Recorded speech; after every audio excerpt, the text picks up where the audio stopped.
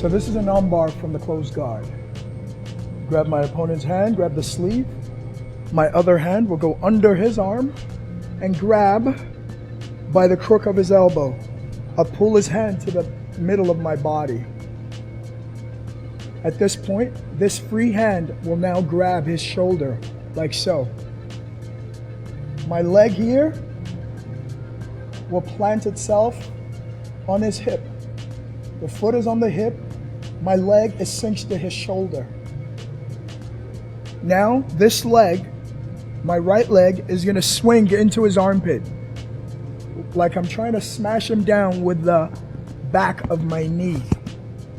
As his head lowers, my other leg comes over his head. Now it's laying across his neck, hooking his head down. The leg is tight on this side. I put both hands on his wrist. I make sure the thumb is facing the ceiling.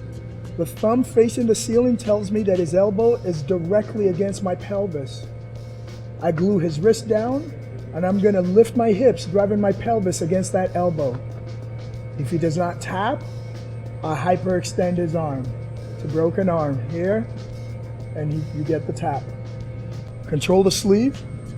I go under the other hand, get him at the crook of the elbow, and tug his arm towards the center of your body. This hand that was previously at the sleeve will now leave to go grab the shoulder on this side. I take my right leg and put it on his hip. I've got to make sure it's tight, not like so, because then he can yank out his arm. Okay, so I don't want Max to yank out his arm. I keep this tight. My leg here, heavy into his armpit. Push his head and pass the leg over his head. Your legs tight. Never like this. Like this, his elbow is loose, and now he can get that limb out of the way. Keep your elbow or your knees tight, and that means his elbow socket is locked between my legs. I glue his wrist to my chest. His thumb must face the ceiling. That tells me his elbow is aligned with my pelvis.